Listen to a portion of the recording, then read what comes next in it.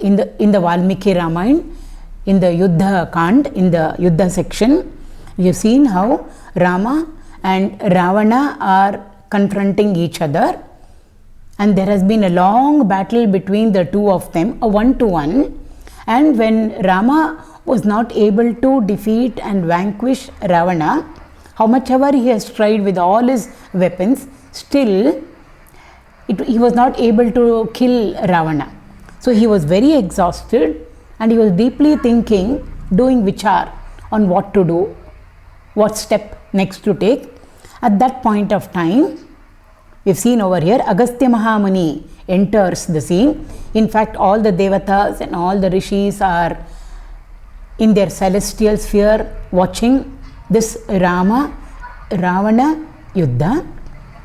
So all the devatas and the rishis from their celestial sphere are watching this Ravana battle. And at that point of time, we have seen that Agastya Mahamuni comes down, approaches Rama, and then he speaks to him.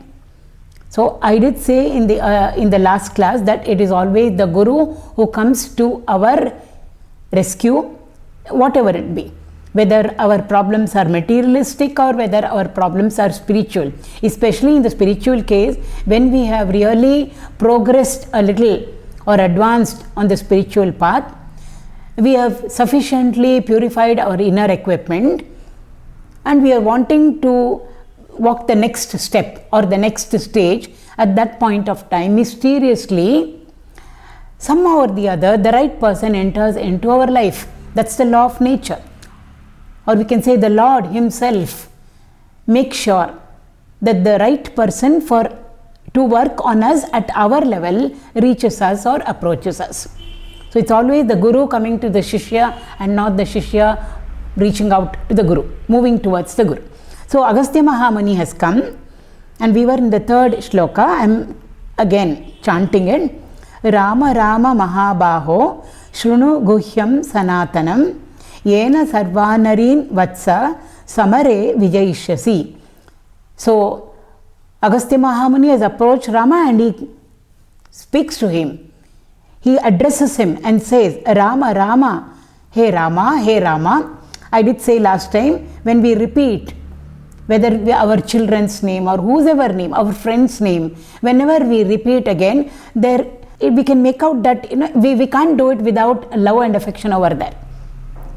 So we say, even a child, Mummy, Mummy, when it says, there is something over there where it wants our attention. It wants to ask of us something. So repetition always is not just by error or a default. There is a meaning over there. So Rama, Rama, Mahabaho, we can split it into three. We can say, hey Rama, hey Rama, hey Mahabaho, or we can also say Rama, Rama, Mahabaho, where Mahabaho is an adjective qualifying Rama. Normally in English, we always put the adjective first and then the name of the person or whatever it is, whom we are qualifying or what we are qualifying. In Sanskrit, it can be the other way around also. And still, it will be complete and it will make sense. So, Rama is being qualified over here as Mahabaho, oh mighty armed Rama. It's definitely not going to be difficult for you to kill this Ravana. Hear me, Shrunu. So, Shrunu means to listen, not just hear. Hearing anyway our ears will do. Even when we are moving, maybe walking on the road or moving in a vehicle, so many sounds come to our ear. And our ears, we do hear them. But has it caught our attention? No. So it just passes through one ear and goes out through the other ear. Why? We have not paid attention to it. Did you hear? No, I didn't. But the sound was loud enough. But still we have not paid attention to it. So listening is with full attention, with full focusing, with full concentration. So much so that if a student is well prepared, just once hearing the Guru is enough. Listening to the Guru is enough. He will immediately be able to progress on his spiritual path. Therefore, listen, Shrunu. What should Rama listen to? He says over whatever I am going to now tell you, he says, is Guhyam Sanatanam. Another 1.5 or 2 verses over here, we find the benefits of reciting this Aditya Hrudaya. The characteristics, its beauty, its glory, its divinity has been already given to us right in the beginning rather than at the end. So, Guhyam Sanatanam. What does the word Sanatana mean? It means the most ancient. So, most ancient, and it's still here, means it is eternal. It doesn't come under the realm of time. Maybe it was good for those days. Rama's time, Treta Yuga, it was good. It helped. But will it help us in our Kali Yuga now? Of course it will. That's the meaning of Sanatanam. It is ancient, but it is eternal. So its auspiciousness, its divinity, its power was, is, and it will continue to be. That's the meaning of Sanatana. So it is eternal, and Guhya means secret. So it's an eternal secret that I am going to give out to you. Secret doesn't mean, oh, it's a secret, therefore now we should not give it out to anybody, we should not discuss it with anybody, we should not tell anybody to chant the Aditya Hrudayam. Only a few privileged people are allowed, or they have the privilege to chant the Aditya Hrudayam. It doesn't mean that at all. Whenever the word Guhya is used, it comes even in the Bhagavad Gita. 9th chapter starts, it's named like that, Rajavidya Rajaguhyam. It's a royal secret. It's a royal knowledge. That's how Krishna starts. So secret doesn't mean that we should not share it with anybody. Somebody has shared it with us, but they have asked us to keep it as, why? It's a secret. Therefore, I should not share it. It doesn't mean that at all. From the Vedantic standpoint, secret means whenever somebody says, I'll tell you a secret, we are all attention. Focusing will be there, concentration will be there, we are listening very, very keenly over there. Why? It's a secret. So when the teacher says it's a secret, it means immediately all our attention will be there, all focusing will be there. So Rama has to be very, very attentive. He has to concentrate and then listen to Agastya Mahamuni. So therefore, that is what it means. Also, secret means whenever somebody says, I will tell you a secret, it means it's more than what our ears meet. Something we have heard. No, there is a secret behind it. You may have heard it, but still you do not know the essence of it. You do not know the depth of it, whatever it be. It's a secret actually. I am going to reveal it to you. Means it has got more than what has already met our ears. It's more. There is much more to it. So that means it's not ordinary, it's extraordinary, it's unique, it's profound, it's very, very important. So all of that goes into this term Guhyam. We know it also. When somebody says, I'll tell you a secret, we know how we will be all attention. Everything we will just drop over there and listen. And then we say, I knew about it, but I did not know the significance of it.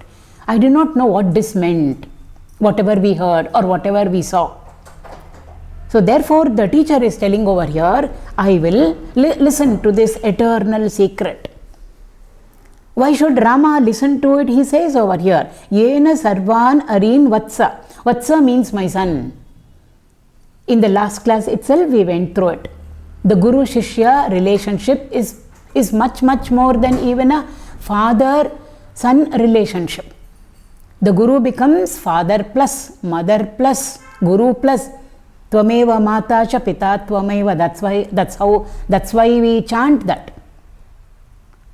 So though it is a Guru and though it is a Shishya, what is the relation between the two of them? Actually, there is no blood relationship. Yes, sometimes in the parampara, the teacher, the father himself becomes the Guru of his own son. So Guru Shishya can be father son also. Blood relationship can also be there. But very often we find the Guru entering the Shishya's life. He is somewhere, the student is somewhere. And what is the bonding between the two of them? What is the relationship between the two of them? It is unconditional because it's not a blood relationship at all. So the teacher pours out his love and affection, his tenderness, his care and concern to the Shishya unconditionally. So why so much of love and affection? What care and concern? Am I related to the teacher? Question mark in our mind. But the teacher has got more care and more concern and more love and more affection and mercy and kindness and tenderness than even our parents put together, father and mother put together. So therefore he addresses him as Vatsa. Vatsa means my dear son. So you are like my son, which means I am like your father. So fatherly advice over here given to his own son. And who is the son over here? Rama himself. Even in the Bhagavad Gita, we find Krishna addressing Arjuna as my son, my dear son. The very beautiful relationship which exists between a guru and a shishya.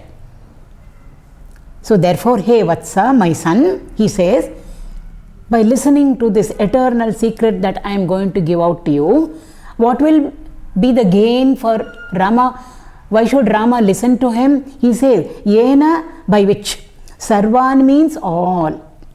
In Sanskrit, when we use words, we stress.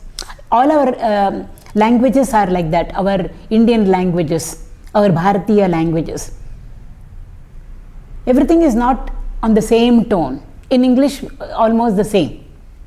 But in our, when we are talking in our regional languages, whether it is Hindi or Kannada or Tamil or Telugu or any language, we modulate, we stress. So when in the stress itself, the other person will get the message. That is why when we speak English also, that habit won't go. They call it as an Indian accent. What is the Indian accent? It is all about stressing. So even when we say okay, we just don't say okay. We stress sometimes. Okay, okay, okay. The person on the other side will get the message. Why do we do that with English? Because it is there in our regional languages already. That's the beauty of all our regional languages, and they've all come from Sanskrit. So over here, by which Sarvan means Sarva means all. Capital A, capital L, double underline. All. It doesn't mean only Ravana. It means all enemies. For us over here, it means external enemies. External enemies mean not that there are real enemies facing us right in front of us. All our hurdles, our challenges, our obstacles, the difficulties that come in our life, they're all nothing but our enemies only. We don't want them.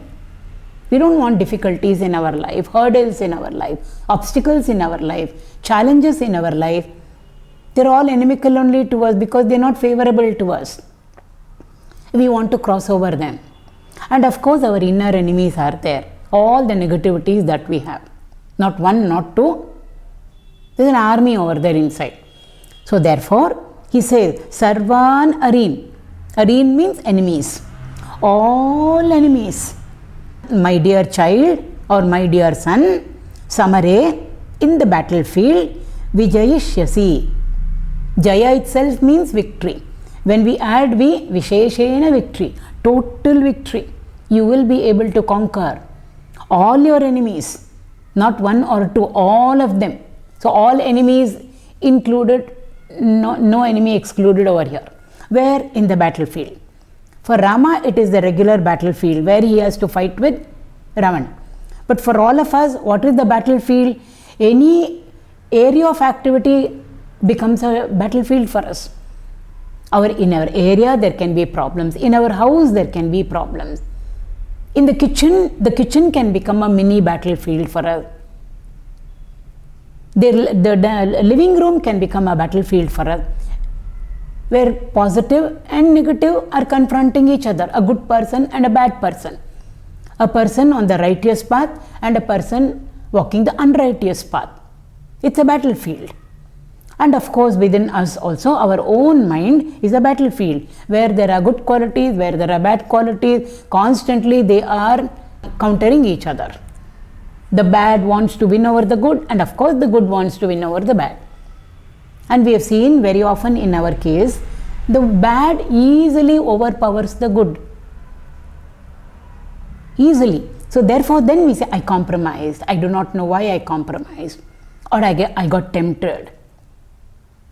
We do not, I got angry. I should not have, but I got angry. I shouldn't have been jealous, but here I am jealous. Or I am in a bitter competition with somebody. It shouldn't have been there. So it's a battlefield in all of us. So external and internal. So we are all in a battlefield. It's called Jivan Sangram. Life itself is a battlefield for us, where constantly good and bad are facing each other. So therefore he says over here, the teacher says over here, all your enemies, in whichever battlefield you are placed in, sure you will be able to conquer them all, is what he says over here. In the third shloka, the fourth shloka, Aditya Hrudayam Punyam Sarva Shatru Vinashanam Jayavaham Jape Nityam Akshayam Paramam Shiva.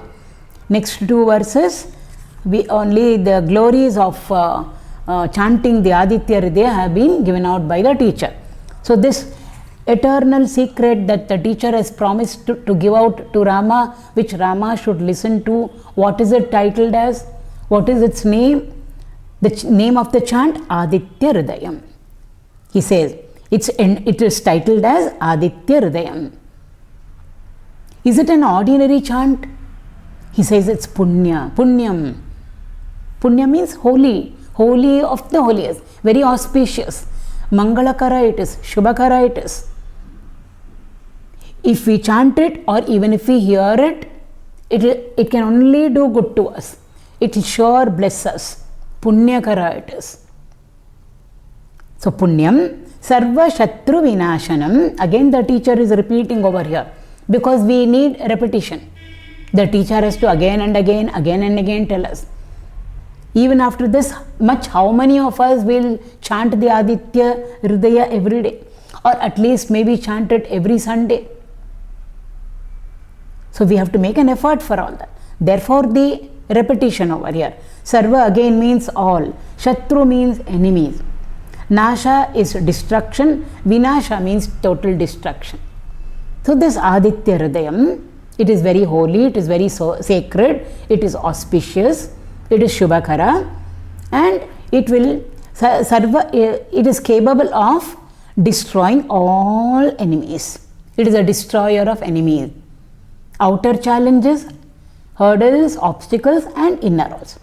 Jayavaham, it will bestow upon all of us who chant the Aditya Hrudaya victory. In the third shloka itself, the teacher had told. So Jayavaham, it will bestow upon us victory. Jape Nityam, therefore take to the chanting of Japa means to chant or to recite. In the 10th chapter of the Bhagavad Gita, Bhagavan says, amongst the yajnas, I am Japa Yajna, he says. Yajna is some work that we do, an activity that we do. But all work or all karma, we cannot become yajna. So when karma or when work is done in a specific way, as guided by or advised by Krishna in the Bhagavad Gita, then only work can become worship. Then only karma becomes karma yoga, or karma can become yajna. So yajna doesn't mean only homa ityadi. Any activity, any karma, if done properly, it becomes a yajna. So there Bhagavan says, amongst all yajnas, I am the Japa Yajna, he says. He gives so much of importance to Japa. What is Japa? Repetition. Repetition of what? It can be the Lord's name. It can be repetition of the verses that are there in the scriptures, in the Bhagavad Gita, in the Upanishad, because all of them are mantras only. So we say mantra diksha is over. God's name has been given to me. Initiation by a guru. I am daily doing my japa. So it's a mantra that is given to us. But all our scriptures are in mantra form only. So not only the name, the name of the Lord that has been given to us by our teacher for japa, it's not only that, all our stotras, big or small, the Panchakam, the Ashtakams, and the bigger stotras like the Vishnu Sahasranama Stotram or the Lalita Sahasranama Stotra, All of them are mantras only. And even the verses that are there in our Upanishads, in the Bhagavad Gita, all of them are mantra only. So the power that is there embedded in a mantra is there in all of them. That's why so much of sanctity given to them. So therefore, japa over here means to recite or to chant. And Krishna says, amongst all yajnas, I am japa yajna, means repetition. So we keep on reading again and again. We keep on listening again and again. Or we keep on chanting and reciting it again and again. Nitya, the word has been used over here. So therefore, jape nityam, constantly, always one should recite, not once a year. Maybe on Shankranti day, January 14th, we recite what? Aditya Hrudaya. It should become a daily affair in us, a daily practice in us, a daily routine in us. Every day we eat 3 times. Why should we not eat only once? Once a day is equally good. No, 3 times. And in between also we eat. So we are continuously nitya eating only. So this also like that. Nitya it should be at least daily once. So therefore, jape nityam, always you should recite this. Agastya Mahamuni is telling Rama over there, Akshayam Paramam Shivam. Paramam means supremost. Shiva over here means auspicious, Mangalakara. Shiva, when we say Lord Shiva, what does Shiva mean? The name Shiva means Mangalakara, auspicious. That auspiciousness which knows no inauspiciousness. Because at our level, auspicious has got its opposite called inauspicious. Shubha is there, Ashubha is there. Mangala is there, Amangala is there. But when we move beyond both Shubha and Ashubha, Mangala and Amangala, we reach the state of auspiciousness which has got no opposite. That is called as Shiva. Lord Shiva, whom we worship, represents that, signifies that. He is supreme. He represents for us the supremost state of auspiciousness beyond Shubha and Ashubha. In him there is no opposite at all. Shiva means that, Shankara means that, Shambhu means that, Shamkaraha, we call him Shankara, the one who is residing in Kailas. What does Shamkara mean? Sham plus Kara. Kara means to do. Sham means good, auspicious. Constantly he does only good. He does only good. He can't do bad at all. We all say, Lord did not do this to me. I asked him, he did not give me. Bhagavan was unfair to me. Bhagavan did not listen to my prayers. He gave something which I don't like. It is not possible at all. Bhagavan can never ever give anything which is not good for us. From our standpoint, it may not be good for us. But from his standpoint, it is the best for us. Just like bitter medicine is good when a child has got fever. Child will not like it because it is bitter, but the medicine is good for it. It will bring it back to health. So therefore, Paramam Shivam, supremely auspicious. Akshayam again means eternal only. Different words used, but they indicate the same meaning. Earlier it was Sanatana, eternal. Akshaya. Akshaya means decay. That which diminishes, that which becomes less, that which decreases. When does decrease happen? When does diminution happen? When does decay happen? It happens only in space and time. In space and in time, decay happens, decrease happens. We are all over here sitting down maybe in our houses, then we go to the market with some money in our bag. So space has changed. From our house we have gone to the market. Time has changed because it needs time for us to reach the market from wherever we are. And then we transact over there. We want to buy something over there. So the money in our bag has decreased. For the vendor over there, his goods have decreased. But something came into our life. So always there will be a plus and a minus, increase and a decrease, increase and decrease, they go together. So Kshaya means decrease. Decrease means somewhere, if it has decreased, somewhere increase must have happened. All that can happen only in space and time, which means change. Kshaya means change. The money that was there in our purse has changed. It has become less. The money in the vendor's bag, purse, has increased. So that is Vriddhi, this is Kshaya. They go together. Opposites always go together. So over here, Kshaya means decay, diminishing. Akshaya means opposite of that. Whenever we add a to anything, it is opposite. Akshaya means never ever any decay. Means never ever any change. It is eternal. So Rama, I am going to give out to you this Aditya Hrudaya, which is sacred of all sacred. It is Mangalakara, it is Shubhakara, it is very, very auspicious, it is sacred, it is capable of destroying all enemies, your enemies.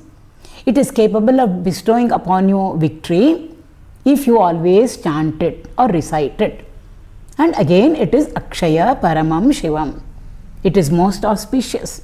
It is supremely blessed. It is of the nature of blessings itself. It will bestow upon us the Lord's grace and blessings. So it is Mangalakara, it is Shubhakara, and it is eternal. The fourth shloka. Fifth one. Sarva Mangala Mangalyam Sarva Papa Pranashanam Chinta Shoka Prashamanam Ayur Vardhanam Uttamam. So like I said, these two shlokas over here, verses over here, they are giving out toward the benefits of chanting the Aditya Hrudaya. So many of us, why should we chant? Because it's not just 2 or 3, it's not even an Ashtakam. The 31 verses are there, it will take some time. And if we chant it properly, it will take a little more time. So why should we chant? Because all of us are very, very busy nowadays. We have time for everything else, but for anything constructive, for anything purposeful, for anything good and useful, beneficial to us, which will take care of our welfare and well-being, that's the last option for us. Though we want it. Of course we want our welfare and well-being. But for that, what are we doing is the question mark. So therefore over here, the benefits of chanting the Aditya Hrudaya over here. It's a very powerful chant. So he says over here, Sarva Mangala Mangalyam. So many things are there. Mangala, see Mangala Dravya in a marriage. Whatever is kept in front of the groom or in front of the bride over there. We say all Mangala Dravyas are all kept over there. So there are many things which are auspicious. Is there something more auspicious than all auspicious things? Because all the things which are auspicious for all of us in our day-to-day transactions, it comes and goes. Is there anything which is always continuously auspicious, irrespective of space, time, desha, kala? This. Therefore, Sarva Mangala Mangalyam. It is a blessing of all blessings. It is auspicious of all auspiciousness.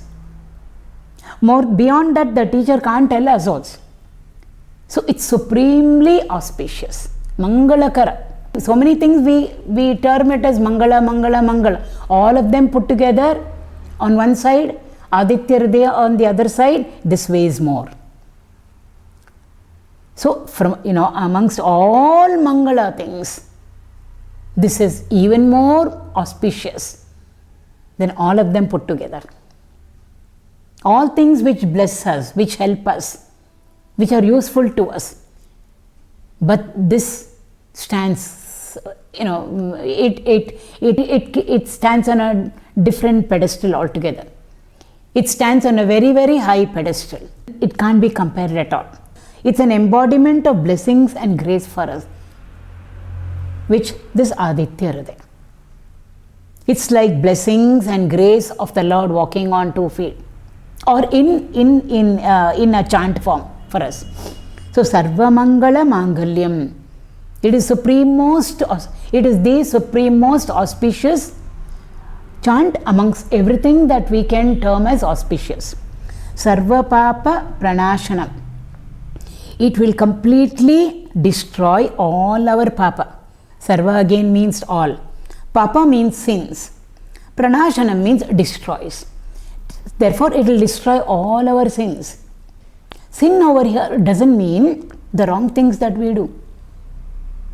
What a criminal does or what a thief does. We are not talking about that sort of a papa at all. That is wrong karma done.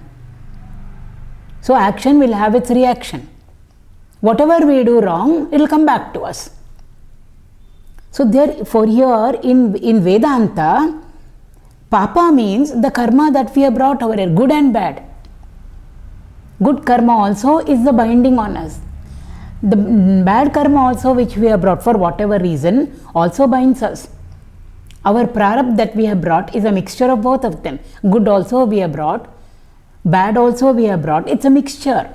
I won't say bad. It's a mixture of both.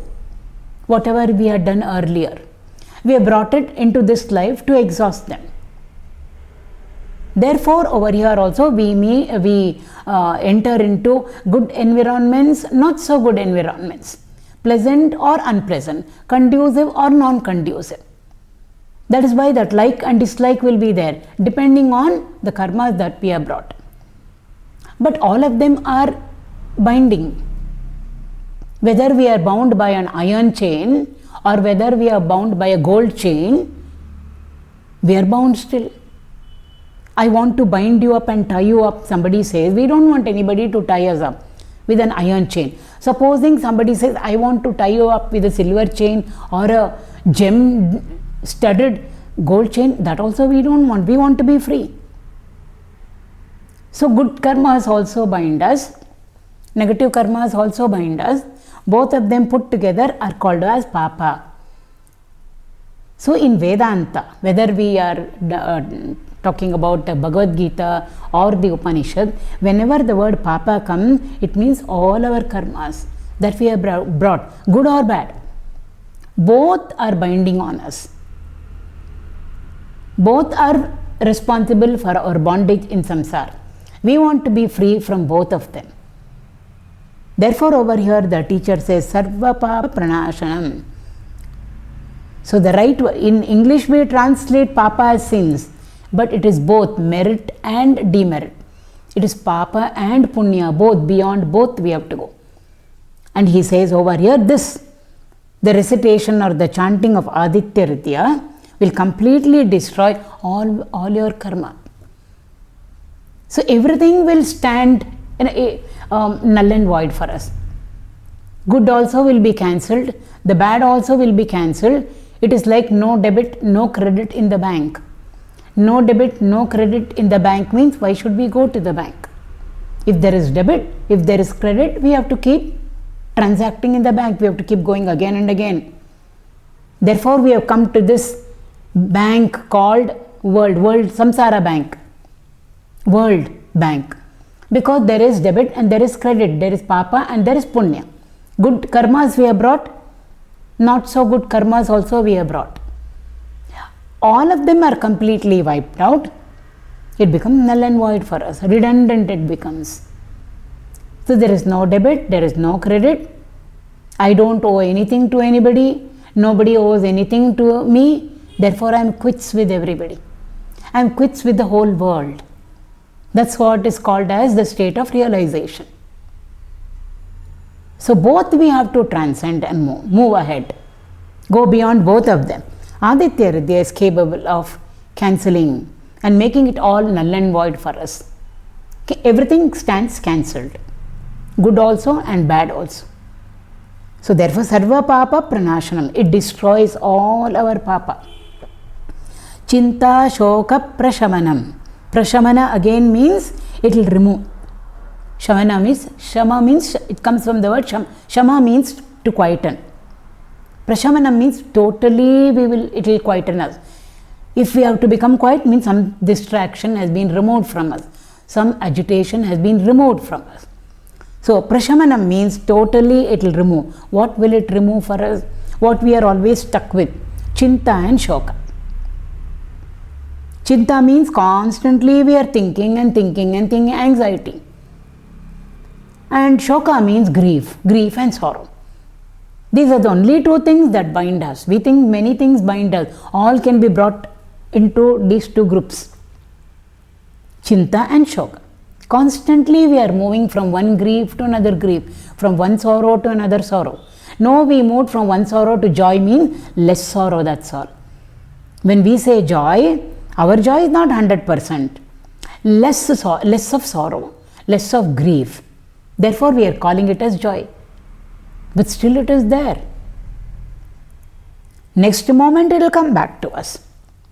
So therefore, shock, grief, sorrow, it will remove. And chinta.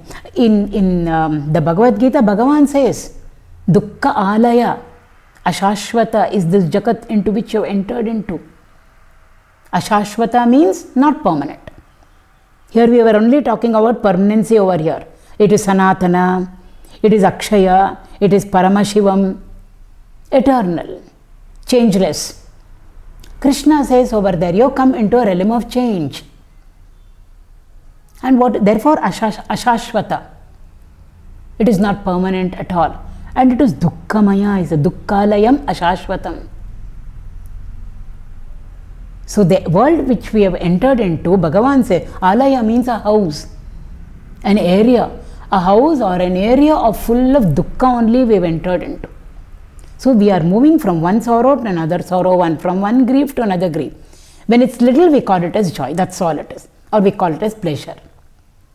Where is real happiness for us? Where is bliss for us? It's not there at all. So this Aditya Hrudaya will completely remove all shoka from your life. And also chinta it will remove. Chinta means anxiety, worrying. Constantly we are all little worry bags walking.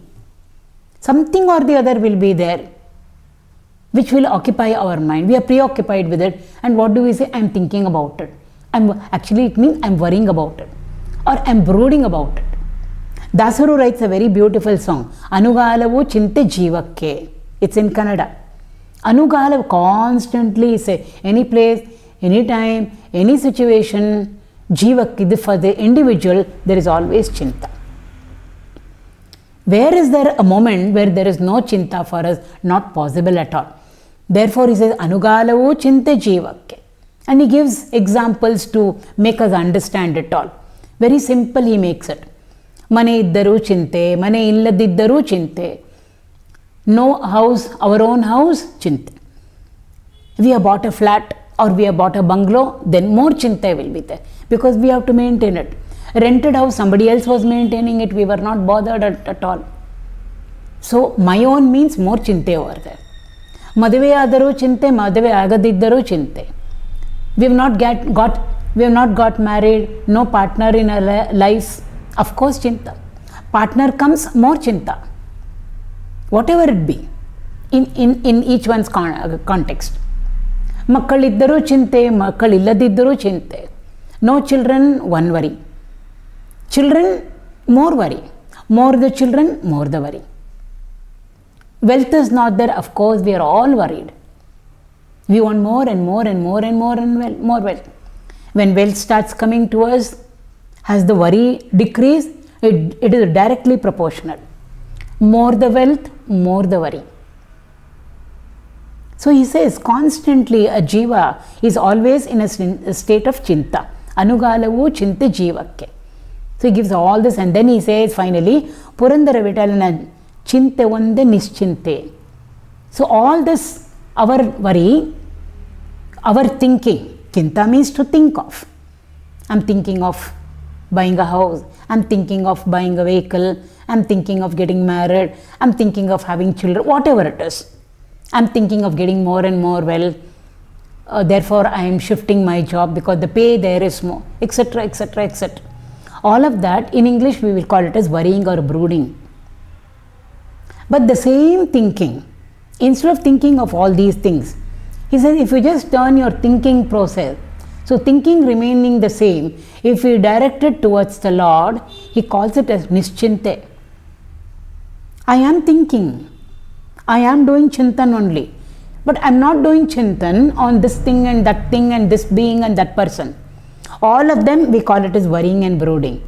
But when that same chinta, thinking, is directed towards the Lord, it becomes contemplating. I am doing dhyana. Because I am worrying and brooding over Bhagavan. It's also the thinking process remains the same. Worldly things and beings, it's called worrying and brooding. If the thinking is on Bhagavan, we say dhyana, contemplation, which immediately will give relief to us, bring joy into our lives. So therefore he says, Purandara Vitalana Chinte Vande Nischinte. It will take you to a state where you won't be in a state of anxiety. You won't be in a state of agitation at all. So therefore, Chinta Shoka Prashamana. Completely it will remove from us all our anxiety, agitation, sorrow, grief, etc., etc., etc. Ayur Vardhanam Uttamam. This is the best chant. Now it doesn't mean this is the best and the others are not the best. All our chants are the best. It's not what we are chanting, it's how we are chanting. Whether we are chanting with Shraddha and Bhakti, that is more important. So when we take up the Aditya Hrudaya, it is Uttama. When we take up the Vishnu Sahasranama, that is Uttama. All are best. There is no comparison. There is nothing low level, high level, inferior, superior, no. It's all how we are doing that will ultimately benefit us. So over here, the best. Aditya Hrudaya, Uttama, Ati Uttama it is. It is the best. And Ayur Vardhanam. Vardhana means to increase. What will it increase? It will increase for us our longevity, our lifespan, it will increase. Not that if we start chanting, supposing somebody is to die at 80, they will die at 85 or 90. It doesn't mean that at all. All of us have come here with the allotted lifespan only. So what does the teacher mean over here? Health will be okay for us. How many ever years we live, we should live it healthy. Then only we count those days, we count those months, we count those years as well spent. If somebody lives for 95, 100 and out of that 40 years they have been in bed, they won't even consider it as a good lifespan. What happened to their ayus? So therefore Ayur Vardhana means over here, whatever be our allotted lifespan, it will be healthy. We will be able to live it with full health, with good health. That is what all of us want.